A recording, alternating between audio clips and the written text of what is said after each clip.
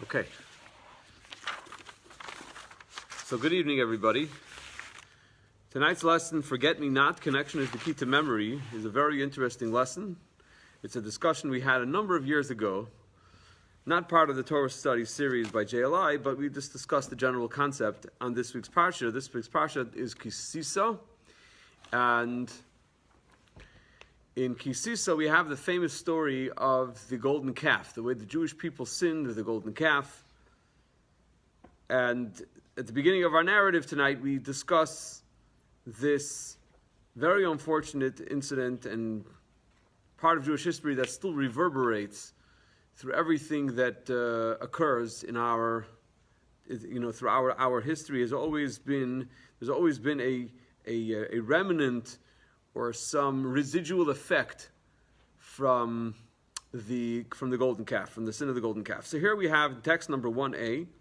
Here's what happens. When the people saw that Moshe was late in coming down from the mountain, the people gathered against Aaron, and they said to him, "Come on, make us gods that will go before us, because this man Moshe, who brought us up from the land of Egypt, we do not know what has happened, what has become of him." And as the Pasuk explains, and the commentaries explain, they were off by a day, they had made the wrong calculation, and the Satan, the angel of the angel that is always looking to stir up trouble, against the Jews. So he creates this mirage, he creates this image of Moshe in the skies, where it appears that Moshe has died, and so people make this mistake and they think that Moshe is in fact gone, and now they're left in the desert without any leader whatsoever, and so now it's time for them to go and create some other deity that will take them where they need to go. So they demand of Aaron that he participate in this process. It's very interesting. Aaron's nephew, Moshe and Aaron's nephew, Hur, who was the son of Miriam, tried to resist their efforts, and they killed him. So, seeking to delay, biding her time, Aaron tells them, let's first collect some jewelry. Let's collect some gold, because nobody likes giving money. And let's first, unless you have your name on the plaque, then people like giving the money. But otherwise,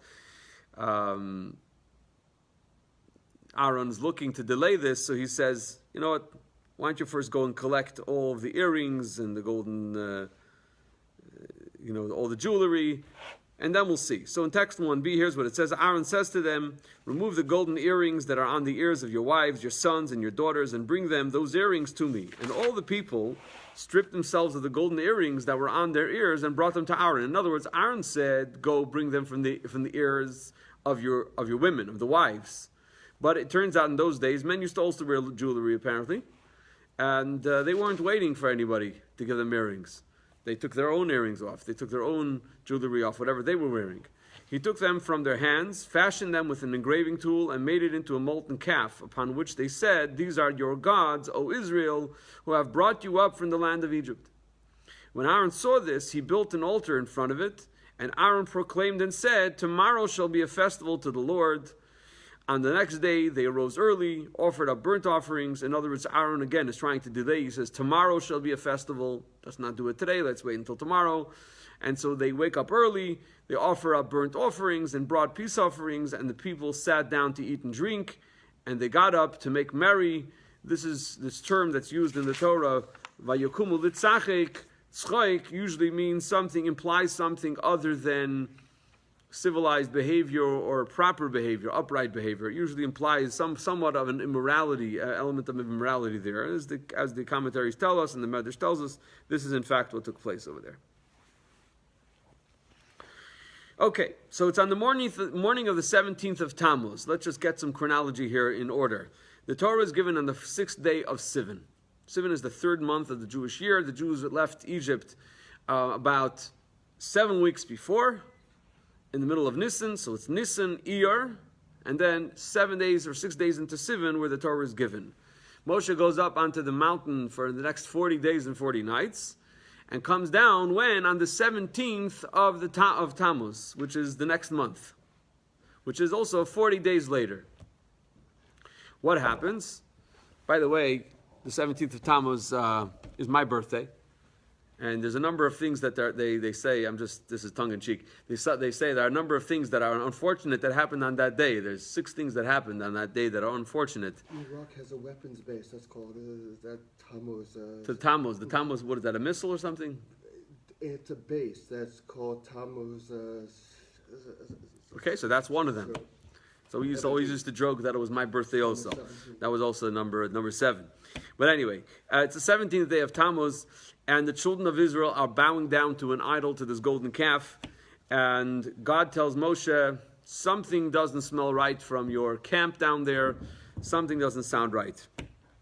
And he sends Moshe down. Moshe is carrying the tablets. And as soon as he sees that the Jewish people are doing what they're doing, so he takes those tablets, which are engraved by the finger of God. In other words, God himself made them.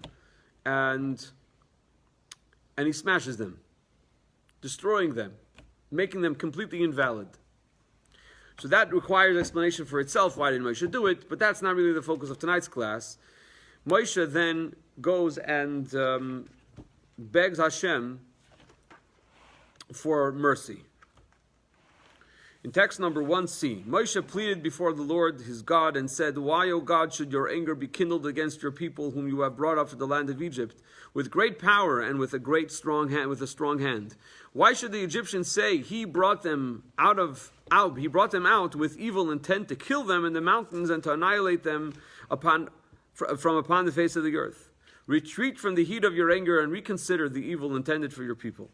Remember Avraham, Yitzchak, and Yaakov, your servants, to whom you swore by your very self, and to whom you said, I will multiply your seed like the stars of the heavens, and all this land which I said that I will give to your seed, they shall keep it as their possession forever." So this actually happens before Moshe comes down, before Moshe breaks the luchas. He first asks God for mercy. And then he comes down and he breaks the luchas. The next day, the 18th of Tammuz, he metes out punishment to all those who served the Egel. Many of them die, or all of them die. And the next day, in the 19th of Tammuz, he goes back up, and he comes back down, Rosh Chodesh. 40 days later, Rosh Chodesh Elul. And,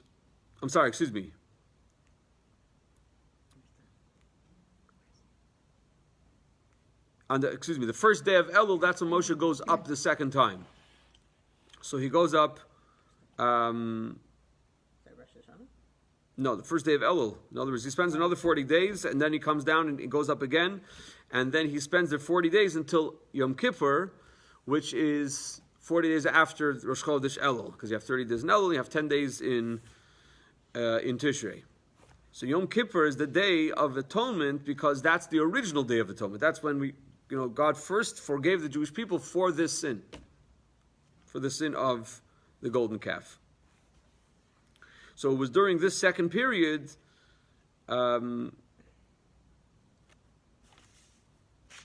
that Moshe experiences the greatest level of prophecy that we are going to see here in text 1d.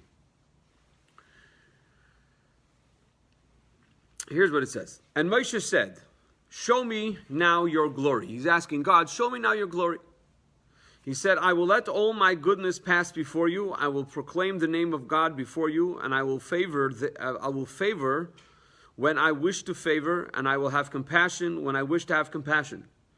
And he said, "You will not be able to see my face, for man shall not see my face and live." It's not possible for a human being to see my face. Whatever my face means. Obviously, it doesn't mean a physical face, because God is not corporeal. God does not have a physical body, or even a spiritual body. There's no such a thing.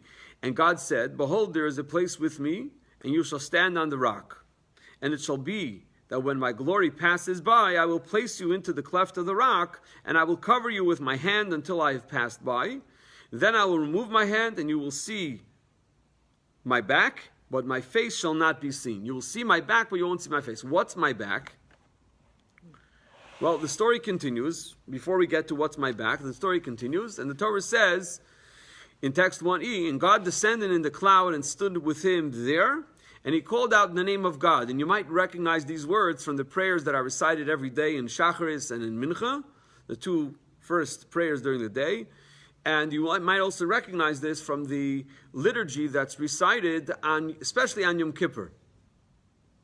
On Yom Kippur, we repeat this multiple times, especially in the Ne'ilah prayer, the final prayer of Yom Kippur, which I believe we say about 10 times. We say, Hashem, Hashem. We say with the following text: Lord, Lord, benevolent God, who is compassionate and gracious, slow to anger, and abundant in loving kindness and truth, preserving loving kindness for thousands, forgiving iniquity and rebellion and sin. Yet he does not completely clear of sin. He visits the iniquity of parents on children and children's children to the third and fourth generations. And Moshe hastened, bowed his head to the ground, and prostrated himself. So this is a very mysterious exchange between Moshe and Hashem.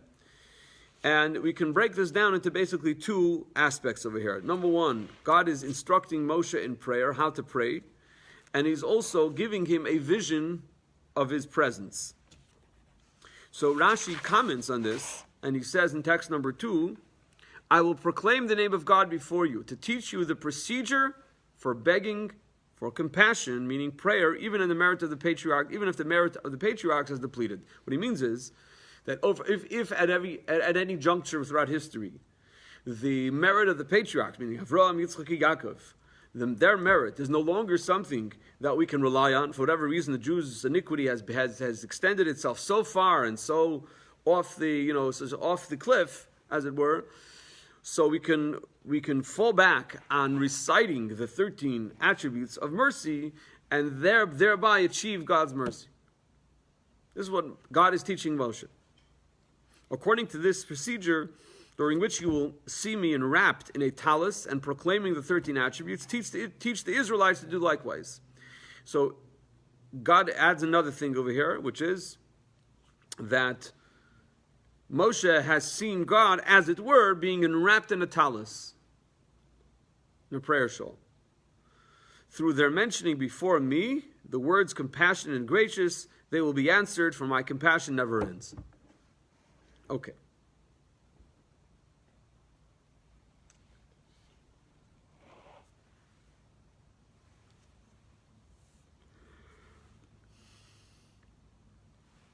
In text number 3, Rabbeinu Bachia, one of the medieval commentaries also on the Chumash, he says the following: whoever understands these 13 attributes and invokes them with the correct intention in prayer will never find his prayer unanswered. In these times when we find ourselves in exile without a high priest to atone for us, nor an altar upon which to offer sacrifices near a temple, or nor a temple in which to pray, nothing remains with which to appear before God save our prayer and his 13 attributes. So the 13 attributes are clearly an important element over here. And that's why we repeat them multiple times, especially in the Tefillah of Ne'ilah, in the closing section of the Yom Kippur prayers, where we mention this about 10 times. You say it in the prayers every day? We also say it in the prayers every day after Shemona Esrei, yes, after the Amidah. One time or? We say it one time. Also on Rosh Hashanah and Yom Kippur, anytime Yom Tov comes out, not on Shabbos, if Yom Tov is not on Shabbos, then we would recite the 13 attributes of mercy before we take out the Torah. We open the Ark. I'm sure you're familiar with the tune. Hashem, Hashem, Kel Rachom V'Chanon, Erech Hapayim, Rav Chesed V'Yemes. Right? That's at least the American tune. Okay. Now, in addition to receiving the 13 attributes, Moshe had taken advantage of the moment and asked God to be able to receive prophecy at a very, very intense level. Perhaps the most intense that was ever experienced by a human being. And in text 4, we read again from Rashi, Vayomer Hareini No, Moshe asked God, please show me, meaning show me your presence. So he says, and he said, show me now your glory. Moshe perceived that it was a time of God's goodwill, and his words were accepted. So he continued to ask that he show him the appearance of his glory. What did God answer? What was God's response? God answered him, you can only see the backside of my presence, but not my face. Upanai lo yero, you cannot see my face.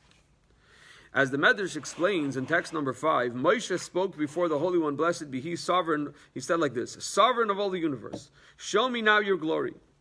The Holy One, blessed be He, said to him, Moshe, you are not able to see my glory, lest you should die. As it is said, for men shall not see me and live. Ki lo yirani ha'adam v'chai. That's the words of the pasuk. But for the sake of the oath which I have sworn to you, I will do as you ask. Stand in the entrance of the cave. And cave, again, I don't believe is a literal cave here. It's figurative. And I will make all the angels who move before me pass before your face. Stand mighty and do not fear. As it is said, and he said, I will let all my goodness pass before you. When you hear the name which I have spoken to you, you'll know I am before you. As it is said, and he said, I will let all my goodness pass before you. The ministering angel said, now we serve before him by day and by night, and we are unable to see his glory. And this one, born of woman, desires to see his glory. And they arose in wrath and excitement to slay him, and his soul came to close to death. What did the Holy One, blessed be he, do? He revealed himself unto him in a cloud, as it is said, and God descended in the cloud. This was the 7th descent. The Holy One, blessed be he, protected him with the hollow of his hand, that he should not die. As it is said, and it shall be that when my glory passes by, I will place you into the cleft of the rock, and I will cover you with my hand. When the Holy One, blessed be he, had passed by, he removed the hollow of his hand from him, and he saw the traces of the Shekhinah, the divine presence. As it is said, then I will remove my hand, and you will see my back. What does face and back mean? So, the Talmud tells us, and this is really the point that we're trying to get to, in text number 6a, I will remove my hand and you will see my back. Rabbi Chana bar Bizna said in the name of Rabbi Shimon Chasida, God showed Moshe the knot of his tefillin. You know, when you put on the tefillin of the head, so the tefillin sit over here, the tefillin with all the parchment sit over here in the front, and over here in the back there is a knot. There's a kesher shel tefillin. There's a knot, and that sits right over here, in the back of the head. About this point. So what does this mean? That Hashem shows him the knot of the tefillin. And so we'll have that explanation coming up for you soon.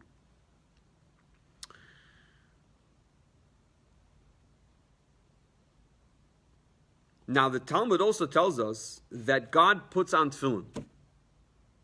Now that might sound very strange to you. The Talmud tells us that the verse teaches. It says in the pasuk, Magid Devorav LeYaakov, that God speaks or he instructs his words to Yaakov, to Jacob, meaning to the Jewish people, Chukav u'mishpat of the Yisrael. His ordinances and his laws he conveys to the Jewish people, the Yisrael. So the Medrash points out that the wording of the pasuk, the language, implies that it's God's own laws that he himself observes, that he conveys to the people. In other words, the Medrash says, there are kings who have instructions, who have laws, and they don't keep them themselves. They don't observe those laws. God is different. God observes the very same laws that he instructs others to do. So God instructs us to give charity, for example. God's charitable. All of the different things that are in the Torah where God instructs us to do something, he's always doing them in some form. Oh, in some form, I was going to say. Yeah. Because it's for the humans. So, for example, so when we talk about tefillin, let's go back to tefillin for a second. What does it say in our tefillin? The Talmud says this clearly. What does it say in our tefillin? Our tefillin has the Shema. The Shema is a declaration of the oneness of God. Says the Talmud, what is written in God's tefillin? What does God have in his tefillin? What's written in God's tefillin is Mi ke'amcha ki Yisrael goy echad ba'aretz. Who is like your nation Israel? Meaning, Mi ke'amcha ki Yisrael goy echad ba'aretz. They are a nation which is one in the land. Now we all know that two Jews have three opinions. What does this mean, that they're one nation in the land? The idea is that a Jewish person brings unity to a fragmented world. He brings the oneness of God into the fragmentation of the outside world by engaging in it and bringing, threading, the strands of divine unity within all of the elements within the world that don't outwardly speak of themselves as being a creation of God. They see themselves as an independent entity. We take that and we elevate it, meaning we bring unity, we bring divine unity to that existence. And so that's the idea that we are a one nation. We are one people, meaning we're a people of oneness. We bring oneness to the creation. We don't allow for the creation, for the world around us to remain in a state of fragmentation. We bring oneness. Just our very presence and our neshama brings unity. That's what it says in God's tefillin. God then tells us, I want you to do the mitzvah of tefillin as well. What should be in your tefillin? God is one. There's an entire beautiful essay, or what's called a mimer. A mimer is a discourse that was written or conveyed by the fifth or sixth Lubavitcher Rebbe. It was in honor of his birthday, in honor of his bar mitzvah. So he said this mimer that we now, all bar mitzvah boys, repeat. They memorize, they commit it to memory, and they repeat it by their bar mitzvah. They say over this mimer, they say over this discourse. And in it, he explains this medrash that we just spoke about, the difference between God's tefillin and our tefillin and what's meant to accomplish.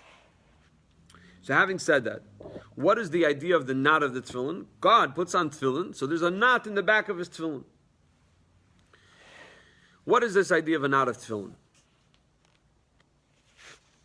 Why not the tefillin themselves? Why the knot of the tefillin? What's the point of the knot of the tefillin? And what does one have to do with the other? Why, when God is teaching Moshe about the 13 attributes of mercy that Moshe should invoke when all else fails, and the whole idea of the kasher shel tefillin, the whole idea of the knot of the tefillin, there must be some relationship between them. When God says, you will see my back, but not my face, it's a reference to the knot of the tefillin. And it's all stated in the context of teaching Moshe the 13 attributes. What's the connection between them? And bottom line, what's all this mean to me? What lesson can I derive for it in my life? What does it have to do with anything? So let's begin talking about some Jewish memory mechanisms. What does Judaism have to tell us about remembering things, especially things that are in the Jewish practice? So we begin, of course, with the mitzvah of tefillin and the mitzvah of tzitzis. Both of these mitzvahs have knots, and the purpose of them is to remember. In text number 7a, and it shall be to you as a sign upon your hand and as a remembrance between your eyes, in order that the law of God shall be in your mouth.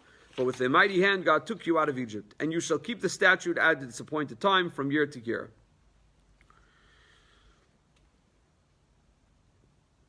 So we have this mitzvah of tefillin. We have to have this remembrance between our eyes. The mitzvah of the tefillin is in order to remember. To be a sign so that you remember. Should be remembrance between your eyes. Now for tzitzis, what does it say with regard to tzitzis in 7b? God spoke to Moshe, saying, speak to the children of Israel, and you shall say to them that they shall make for themselves fringes on the corners of their garments throughout their generations, and they shall affix a thread of sky blue wool on the fringe of each corner. This shall be fringes for you, and when you see it, you will remember all the commandments of God to perform them. And you shall not wander after your hearts and after your eyes, after which you are going astray, so that you shall remember and perform all my commandments, and you shall be holy to your God. So what's the common theme? The common theme is that both tefillin and tzitzis have knots in them. The tzitzis have 5 knots. 5 knots. And the purpose of the tzitzis is what? Is that we should remember.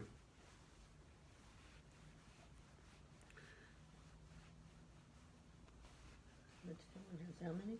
The tefillin has a knot over here at the back of the head. There's also a knot over here on the shel yad, on the hand tefillin.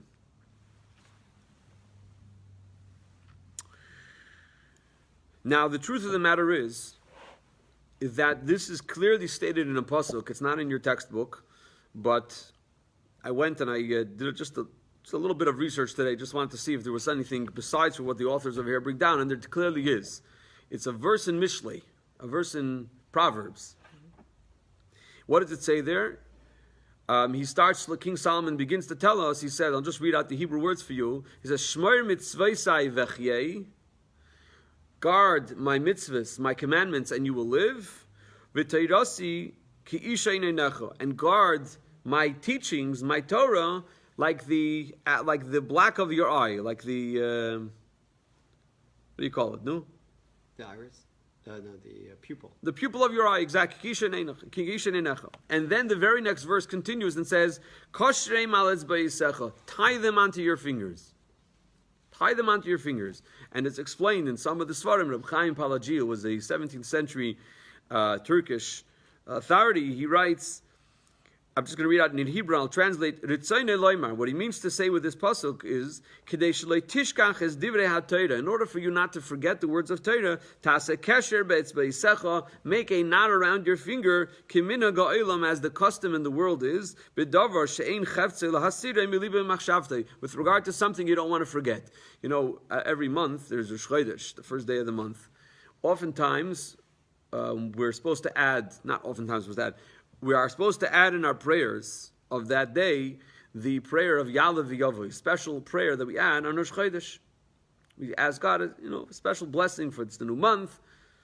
Remember your people, remember remember everything. All the different things we want God to remember. The problem is, very often a person doesn't remember to say it.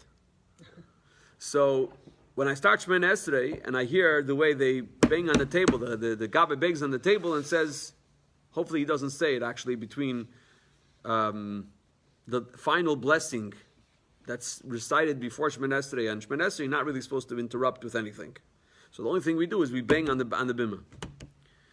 So what I try to do is I try to tie something onto my finger. I shouldn't forget, or I at least try to hold my hand like this, hold my fist like so. There's something that I have some kind of tangible reminder that there's something I can't forget. And once I'm done with Yalav V'Yavoy, now I can go back to, the mind can wander, as it were. The world got that from us. Rabbi Yuden's always saying, they got it from us all the time. Well, that's true. A lot of things in the world obviously come from Torah. So clearly this is something that's stated already in the verse clearly, tie them onto your fingers, because this is the common thing to do. People tie things onto their fingers in order to remember, in order not to forget. We also find a similar reference in the Zohar. The Zohar HaKadosh, the Holy Zohar, the ultimate source for the teachings of Kabbalah, says as follows in text number 8. Rabbi Yossi said, praised be this way, that it merited to this teaching.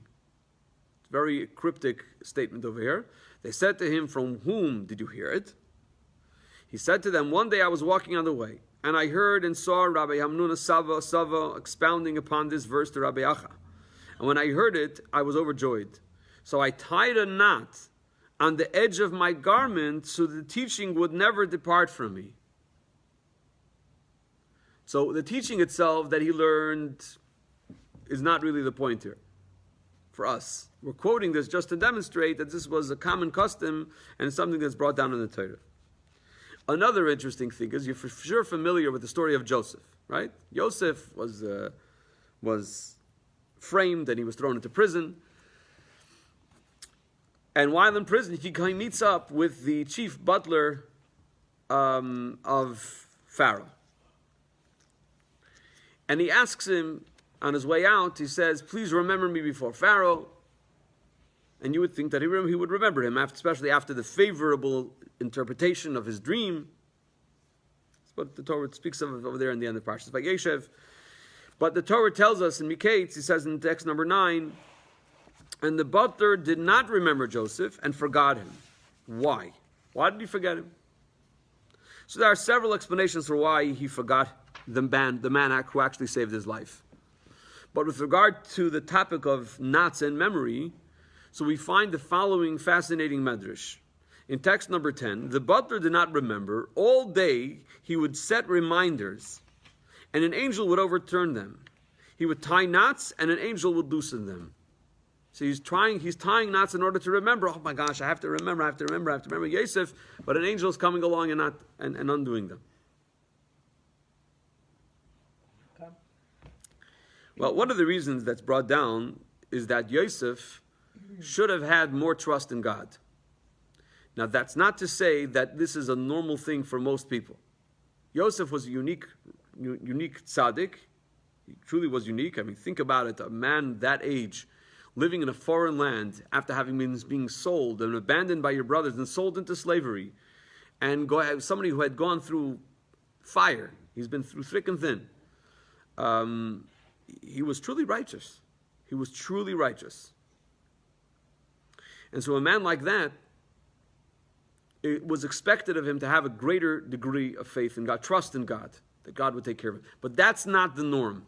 In other words, the norm is that when a person is in a predicament, so they take a dual track.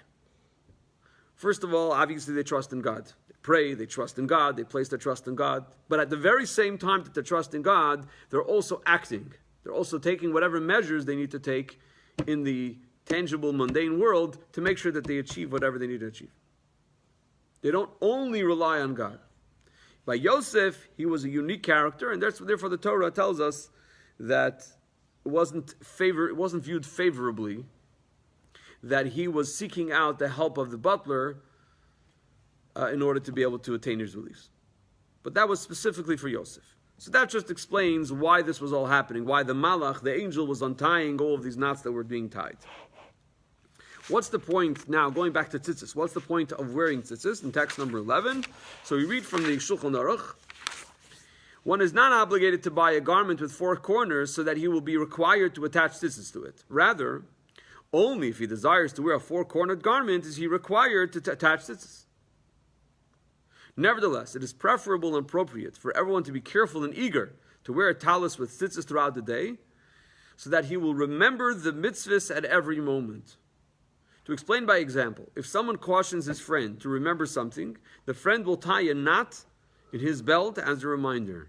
Accordingly, the tzitzis at each corner have 5 knots, which recall the 5 books of the Torah, and there are 4 corners so that whichever direction a person turns, he will remember the mitzvahs. And there's actually a Gemara that talks about a particular incident where somebody was tested, had a very, very serious moral test, and because of the tzitzis that he was wearing, it simply did not allow him to sin. Now, everything in the physical world is the result of something spiritual. Everything in the physicality is a reflection of something, of a truth in the spiritual reality. Where does forgetfulness come from? Surely, scientifically, there are many explanations for how forgetfulness takes place. Where do we get forgetfulness from? How does this all happen? How is it possible for a person to forget? So scientifically, there are definitely going to be lots of explanations. Is there anything that... No, there's a lot of theories. Is to a matter of, did the file never get filed, or you have a problem finding and accessing said file? So was it a matter of encoding that got wrong, or a matter of now retrieving that encoding that got wrong? So there'd be a problem in both. Where most probably, if you were awake and conscious, you heard it, the memory did in fact process it, encode it somewhere. For whatever rationale, you now have a problem accessing that file. And various techniques, and that's where hypnosis comes in and psychoanalysis comes in, to sort of get past the conscious defenses to now access that file around the biases and filters that most of which self-imposed to keep that file unfound on purpose, keep it hidden on purpose. Wow. That's the rationale. Was it filtered too much? Depends how it encoded as to why, how you framed it at the time. And if you framed it as a threat, let's say, something that you simply cannot handle, So you're gonna you conveniently can't store it find away in a place where you because can't find it. if you do in fact find it, Yeah. you may not be ready for it. Right. Right. So there are going to be scientific explanations for how this all works, and I'm sure there's scientific language that they use to describe, exactly how all of these, the storage area and the retrieval, how they all interact and what those are called, and the bridges that are built between the two. It cost me almost $200,000. $200,000 Yes. for that information. Okay, so hopefully tonight's lesson is not going to cost you anywhere close. I just got done paying for it. Okay. 6 months ago. Okay, so now you're ready for the Torah perspective. So where does forgetfulness come from? So Kabbalistically, this is something that we have in the Tanya, based on earlier works of Kabbalah. We know the liturgy on Rosh Hashanah tells us "Ve'ein shikacha lifnei chiseich v'dacha," that there's no forgetfulness before God's throne.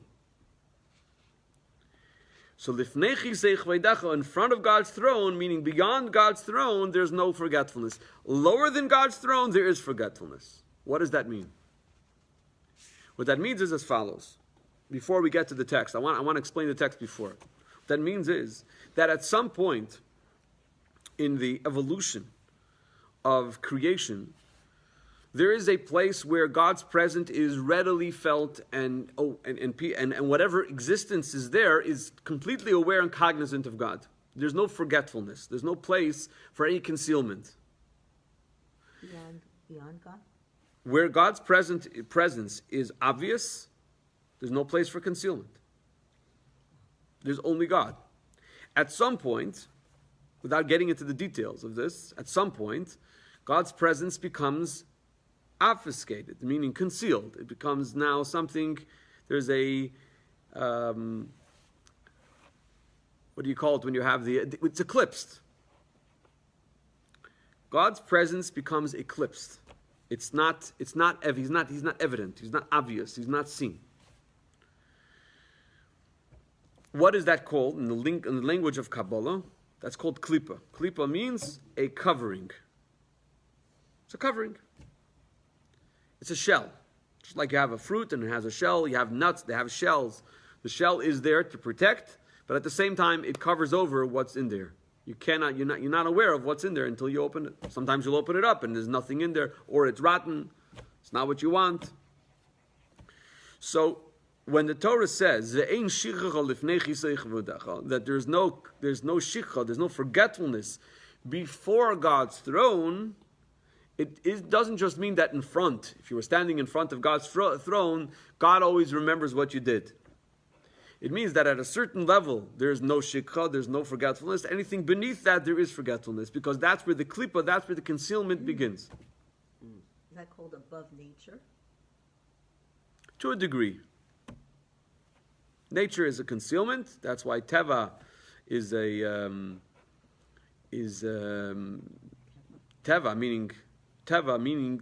means nature. Teva also shares the same consonants and etymologically is related to the word tubu, like tubu b'yamsuf. They were drowned in the Yamsuf. The Egyptians were tubu b'yamsuf, were drowned in, meaning you couldn't see them anymore. So it's concealed. The idea of teva is to conceal. It conceals the godliness that lies it's beyond reach. It's behind the nature. You can't see it. You're not aware of it. So this all takes us to text number 12. The Torah one has studied, but forgotten, ascends above to the throne of glory, but not beyond the throne, as it is written that there is no forgetfulness before the throne of your glory, since the world of memory is above the throne. Like I said before, the world of memory is above the throne, but not beneath. Forgetfulness comes from the concealment and is only able to derive life up until the throne. Whatever the throne means, whatever level it is in spirituality, it's not important. The details aren't important. The point is here that where does forgetfulness come from? From a certain concealment of the divine. Where there's concealment, there's greater forgetfulness.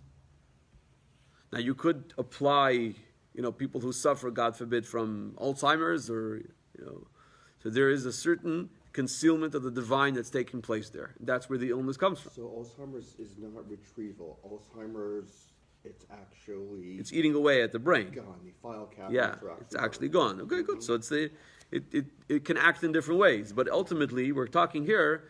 That's why Alzheimer's patients could, when they talk about their house, they confuse people because they say, "Well, here we are, we're home. Yeah. Here's your stuff."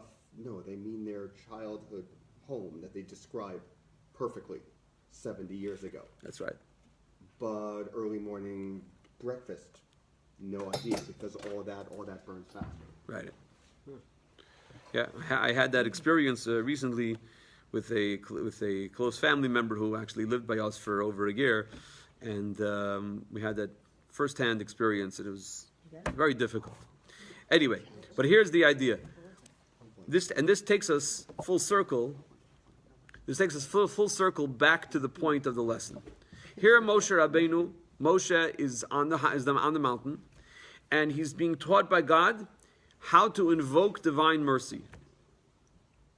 When the merits of the forefathers has been depleted, has dissipated, so now Moshe needs something else in his arsenal. So God says the 13 attributes. And at the same time, God shows him the kesher shel tefillin, the knot of the tefillin. What is a knot? A knot is a tie. It's something that you tie. And the purpose of a tie is not to forget. Where does sin come from? Forgetfulness.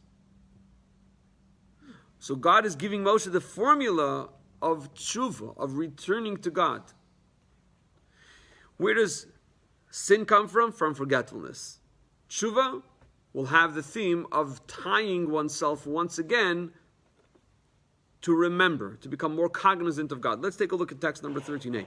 The notion of sin in general derives from forgetfulness. Forgetfulness itself derives from the concealment of godliness. Whereas in the realm of holiness, there is no forgetfulness before the throne of your glory. That's again a quote, borrowing from liturgy. Jews are believers, the sons of believers. Every Jew believes that in the beginning God created the heavens and the earth and everything within them, and that he is constantly creating the world every day and every moment from absolute nothingness. The question arises when a Jew profoundly feels that in this very moment he or she has been created by God, and that in the next moment he or she must depend on the word of God anew to continue creating them ex nihilo. How can a Jew fail to carry out God's will to not fulfill his desire? The Jew's desire, as part of his very existence, depends on God's will to create the Jew at this very moment. And even if the Jew reasons that there are many things which prevent him from serving God, he knows in his soul, as a believer with absolute clarity, that even these things which appear to prevent him have also been created in this moment by God from absolute nothingness. And thus, they cannot possibly be against the will of the Creator. How can they truly prevent his proper fulfillment of Judaism, which is what God truly wants, if God himself first created them at this very moment? How then does a Jew end up doing other than what his soul's clear understanding necessitates? The answer is, of course, he or she knows, but at that moment they forget. How is it possible for a Jew to deviate from what God wants them to do and forget the magnitude of the reality we just read about? Which is, I am now being created by God right at this very moment. What does God want me to do now? Wait a second. That can't be important because that's happening and the other thing is happening and this one is saying this and the other was saying something else. I'm going to have to listen to them. But if a Jew remembers, wait a second, they're also being created at this very moment. Why is God creating them at this very moment and creating me at this very moment and yet giving me the obligation right now at this very moment to fulfill the Torah. It's when we forget about that and we only pay attention to what he is saying, she is saying, the other one is saying. We forget. We forget the reality, the true reality. That's when we end up sinning. That's when we end up doing something that deviates from what God really wants us to do. Or when people don't think it's reality. Don't think what's reality. God is reality. Absolutely. Or they'll say it's Absolutely. And that's also a concealment because truly, as he said earlier in the text, every Jew, deep down, ultimately, at the end of the day, believes in God. The question is only how much is it concealed? How forgetful are they about the divine reality? How forgetful are they? Meaning, how concealed is it? So you have a Jew who will wake up Yom Kippur. Oh, Yom Kippur, I have to go to shul. Yom Kippur, it's one day a year I got to go to shul. Why? Why suddenly? The whole year you're not in shul. Yom Kippur, I have to come to shul. Because it's on Yom Kippur that core, that essential core of the neshama wakes up, it stirs the person and wakes them, shakes them. Oh, it's Yom Kippur of the Welt. It's Yom Kippur. You got to go to shul. It's the Day of Atonement. Come to shul. Come to speak to HaKadosh Baruch Hu. Who conceals it for other Jews? Like, how is it concealed for them and not for other people and certain people? Well, everybody has a different level, a different degree of concealment. And who's concealing them? God. In other words, God has created us, each with our own challenges, and each with our own level that we're at, so that we, and again, He also gives us, at this very same moment, He gives us the ability to overcome that concealment. So each person is given a certain degree, a certain level, certain circumstances, and they also at the same time they have the potential in their arsenal to triumph over whatever is challenging them. So they're given that, but by God. They have to actualize it. Yeah. And that's it's up to them. Their decision. Absolutely. I always tell the story.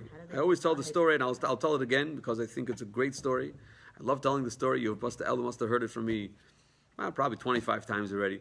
But hearing it once again doesn't hurt. There was a rabbi who was helping the previous Lubavitcher Rebbe fundraise in the early 40s for the yeshiva Temchet Mimim, which opened up. The previous Lubavitcher Rebbe came here in 1940. He opened the yeshiva right away, the first day he came here. And they had to fundraise. So he goes to Chicago. He comes into an office of a businessman who wasn't a very religious Jew. The guy initially wanted to throw him out of the office. He asked him, "What are you doing here?" And the rabbi tells him, "I'll tell you what I'm doing here. You know about the Sefer Torah. The Sefer Torah has letters. They're written on parchment. And every once in a while, the sofer, the scribe, needs to go and check out how those letters are doing. To make sure that the letters are not broken, they're not cracked, they haven't fallen off, they haven't been scratched out. It's all kosher." Every Jew is associated, his soul is associated with another level of the Sefer Torah, with another letter of the Sefer Torah. So you and I, we each have our own letter in the Sefer Torah that we're connected to. And so the sofer general sent me as his messenger to go and see how the letters of the Torah are doing. So you, my friend, he says to him, this businessman, says, "You, my friend, are a letter in the Torah, and I'm coming to check out on you, check you out, see how you're doing." This fellow liked it very much, and they became good friends. He ended up supporting the yeshiva. The rabbi comes back to New York, and he meets with the Rebbe, and he repeats what he said. The Rebbe says to him, "It's a great analogy, a beautiful metaphor, but there's one small difference that I need to make." Thank you. What is the difference? What a small change to the story, to the narrative that you described, and that is that every Jew is associated with the letter of the Torah. That's true. But what kind of letters are they? There's letters in the Sefer Torah that are ink on parchment. And ink on parchment can crack, it can become brittle, it can fall off, it can be scratched. It's possible to completely erase the letter from the parchment, and it'll be as if the letter didn't exist there before. However, the letters that form the basis of the Jewish soul, these are letters that are engraved in stone. The only thing that can happen is dust and schmutz and dirt can fill up the crevices of the stone, of the letter, and cover up the letter. So it's as if the letter isn't there because you don't see it, but really it's there. All you need to do is to brush away the dust, blow away the dust, and blow away the schmutz, and you have a beautiful, shining Jewish soul in the form of a letter in the Sefer Torah, and it's there complete in wholesomeness, and it's right there. So this is the idea. That essentially at our core, we are aware of God, we are aware of the divine reality, we're aware of the fact that God is recreating us every moment and is giving us a unique divine mission every moment, and that God is giving that person and the other person and all our friends around us who are telling us, do this and do that and do the other thing. God is creating them at this very moment as well, and giving them their own individual mission, and if they're choosing not to fulfill their mission, that's their issue, not mine, and so it becomes a lot easier when a person recognizes, doesn't forget. There's no concealment. If there's concealment, that he needs to do tshuva, he needs to tie something. That's the whole idea of the tie. The tie is the tshuva, meaning I'm recreating, I'm reinvigorating, I'm strengthening the bond. As the one of our texts is going to say soon, that when we do tshuva, what are we doing? It's like taking a rope that was frayed, that was torn, and we tie it, make it twice. We have to knot it twice in order for it to be, in fact, as strong as it was before, perhaps even stronger. We have to make it even stronger than it was before. So that's why we knot it twice. It's the idea of the kesher, of the knot, the bond. And that's the message that Hashem is conveying to Moshe Rabbeinu. He's saying 13 attributes of mercy. That's how you're going to invoke mercy, divine mercy.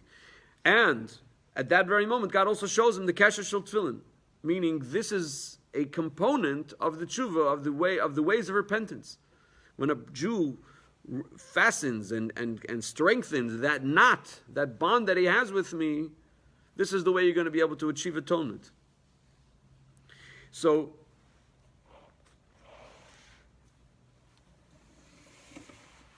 does he strengthen the bond?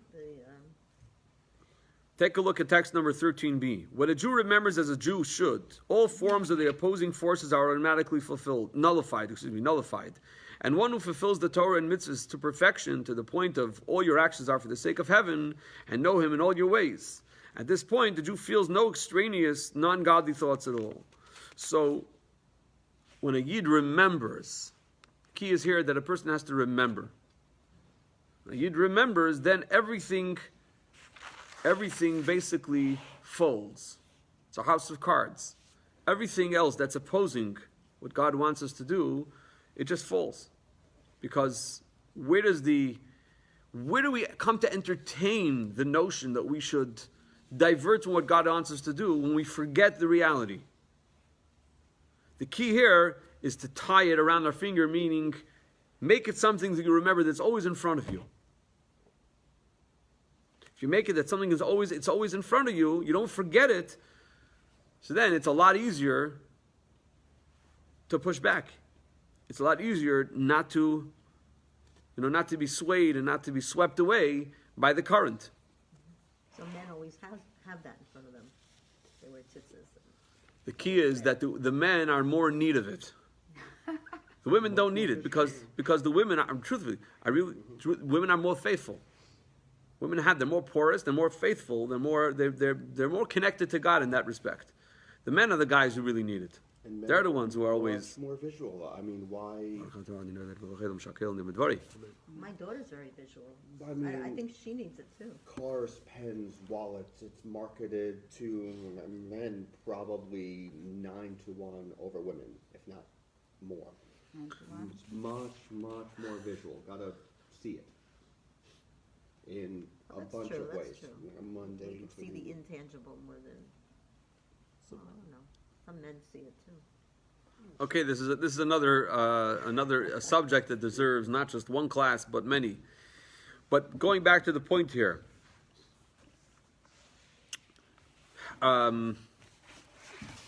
people remember phone numbers of their family much better than they remember the phone numbers of friends or acquaintances or business partners. When do you remember something? When it's close to your heart.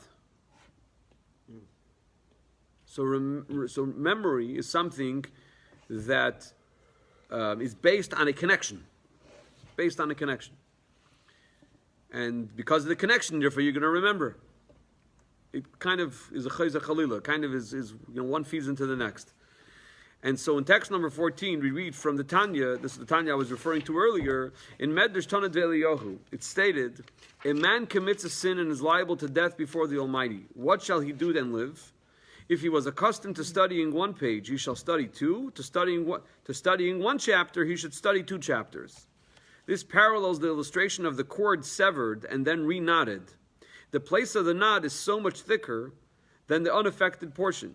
So it is with the cord of his possession, namely the Jewish people. The Tanya is telling us here that when we return to God, we return with such vengeance. I'm afraid to use that term, but we return with such profound intensity that it atones for any of the disconnect. Chemical So the knot. level, it's a very, very good term. Specifically vengeance makes so much sense on a chemical understanding. Because if you keep it down, when it comes up, it's with this serotonin rush that it really comes back with a vengeance. One of my favorite song lines in history was a simple song nobody heard of, but the line was, whenever I think of the early 90s, your face comes back with a vengeance like it was yesterday.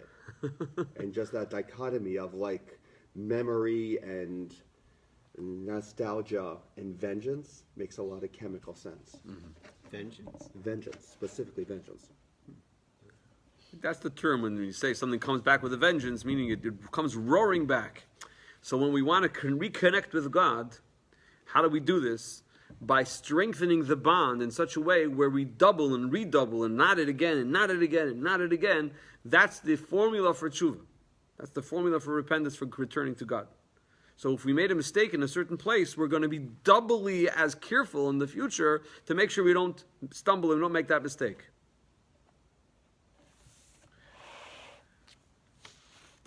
And so we now understand why physical knots are meant to remind us of the commandments. Because knots derive from the spiritual source of connection with God, and therefore the spiritual source of memory as well. And so that's why we're always using these knots to demonstrate our connection to Hashem. So Alzheimer's is concealment? Oh. Ultimately, all illness is a result of the concealment of God. All evil is a result of the concealment of God. It's manifesting itself in a certain way. So it's manifesting itself in this type of malady or this type of ailment. And it can manifest itself in pure evil, in terrorism. And this is all a concealment of the divine. So spiritualness can undo that? The more connected we are with Hashem, the more we strengthen our bond with God, the less forgetfulness there is, the less concealment there is.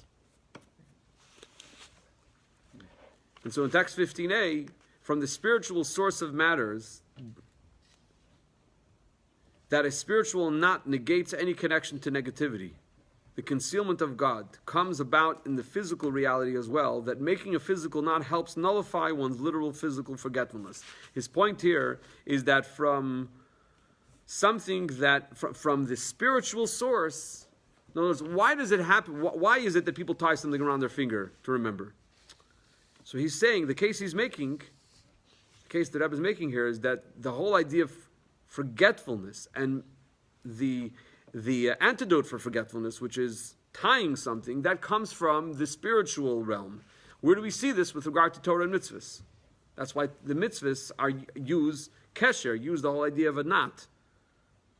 Because that's the way it is in the spiritual sense. And from there we know that in the physical sense, this is also a helpful and operative reality, that when we tie something, we'll remember. In other words, the point is that from the knowledge of the spiritual, that's where the knowledge in the physical realm comes from.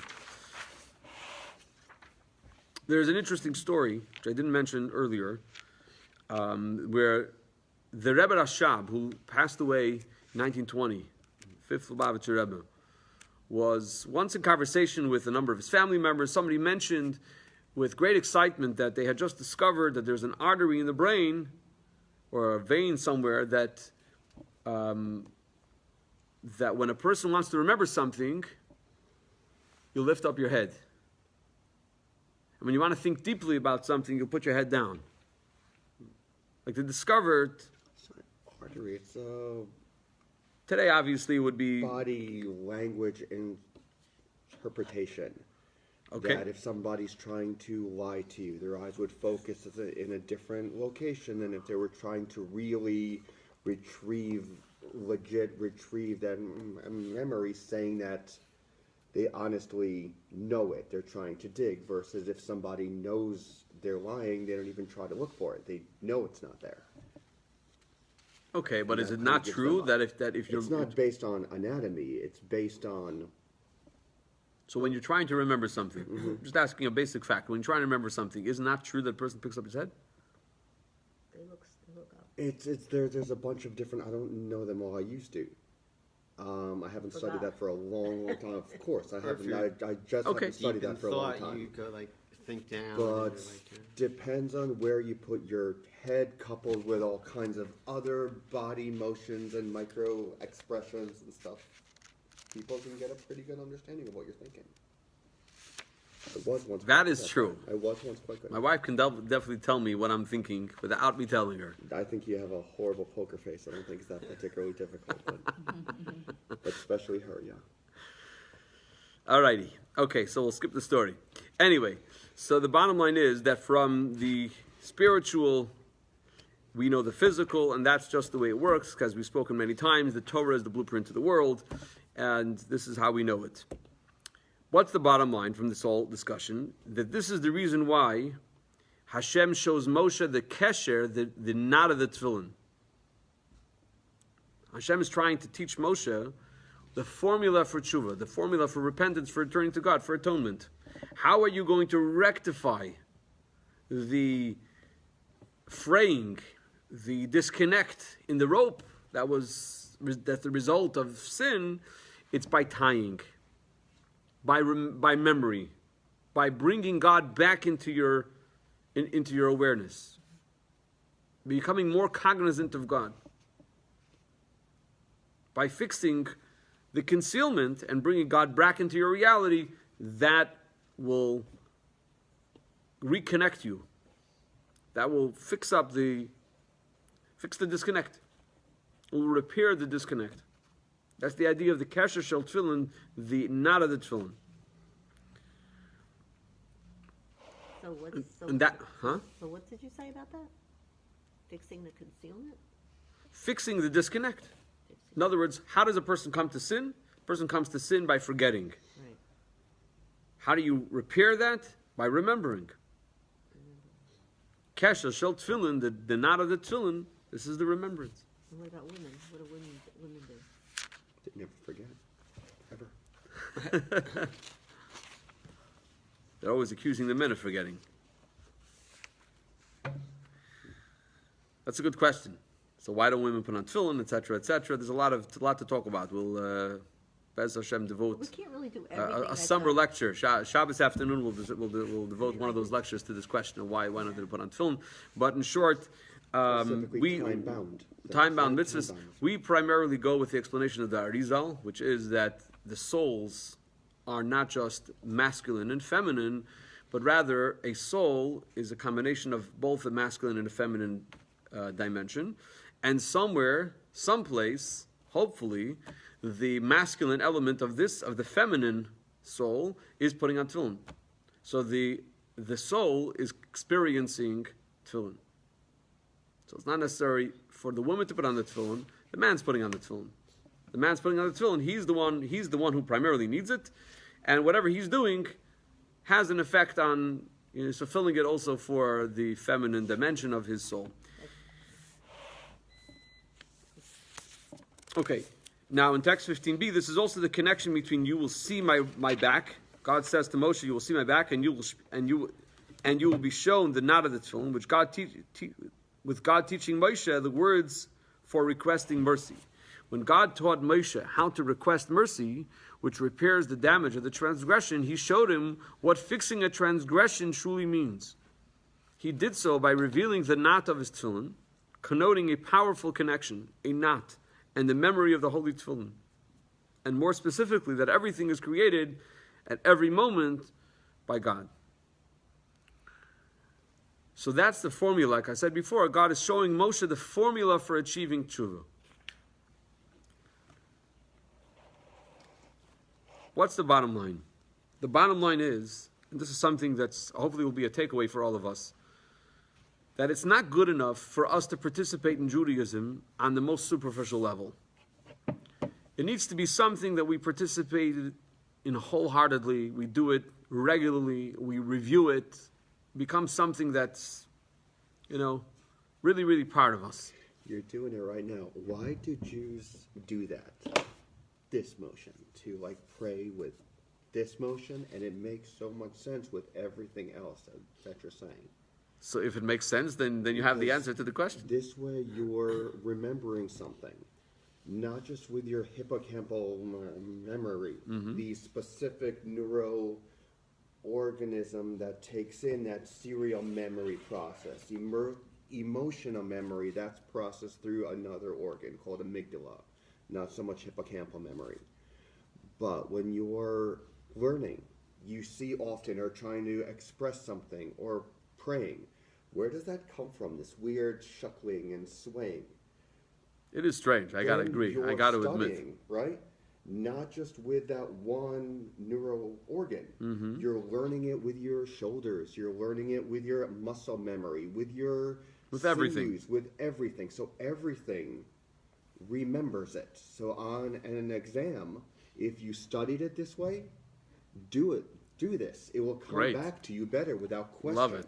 I love it. Like in before big exams on neuroanatomy or neurochemistry, I'd go to the library and I'd study in a full exercise suit, sneakers and exercise suit, and walk around and sway and jump up and down and learn with my whole body. And people thought it was insane, and they weren't far from the truth. But but it worked, right? Yeah. But you study with as many pieces of you as possible. It's clearly stated in the verse, and therefore in the prayers also, and from there in the prayers, it says, thank you. It says, we say this in Nishmas. Nishmas kol chai, Nishmas kol chai. We say that Shabbos morning, right? You're a good waiter. Kol atzmoisai toimarno. All of my bones, all of my essence will say, Kol atzmoisai toimarno, Hashem yichamoicha, God who is like you. So there's this concept of praying with kol atzmoisai, with all of my bones, with all of my existence. Plus, that doesn't lie as much. Is that Hasidus? What doesn't lie as much? Your body expression, your muscles, your bones, they don't lie as much as your mouth does. And it's not as easy. What did you say? I heard it's sort of like the flame of a candle. It's another explanation. Sure, it's another explanation that just like the flame of the candle wishes to expire as it is, holding on to the wick, it's constantly moving back and forth, it's seeking out something beyond itself.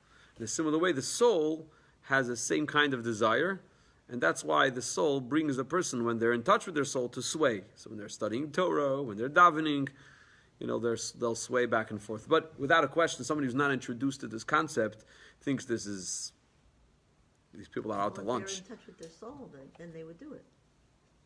Talking about people who are not. Just an ordinary person who walks into a synagogue on Shabbos, or sees a man standing in the airport wearing the tefillin and his talis and swaying back and forth, they would suggest, a good psychologist. A lot of people who ever Psychiatrist. studied, though. Well, you said your wife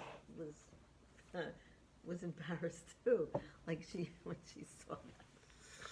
Okay. A lot of people who ever studied, for real, in depth, they get it because they know all about studying and moving or playing something in your fingers or walking back and forth or treadmill or something like that. So they'll definitely get it more than somebody who hasn't studied It's supposed to be in depth. always in. Fair enough. It's supposed to be always in motion. What's the bottom line? The bottom line is that our Yiddishkeit, our Judaism, needs to be something that's not just skin deep.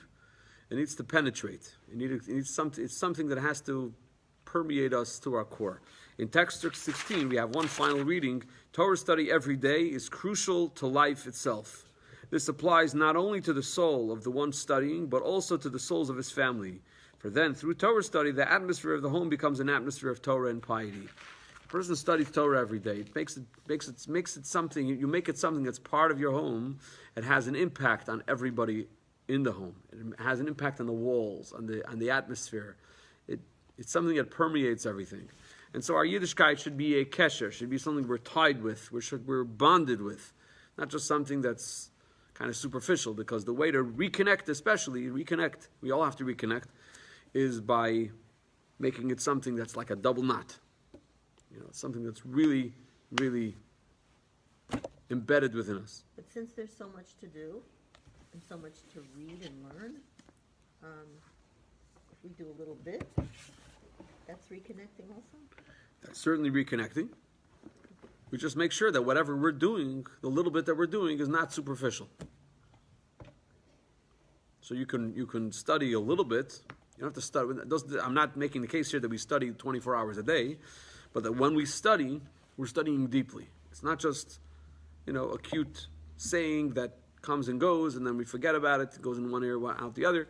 It's something that, we're really going to internalize. And that's really the point. Okay. See you all next week, God willing. Same time, same place, and same channel. I had a friend 25 years ago remembered my phone number.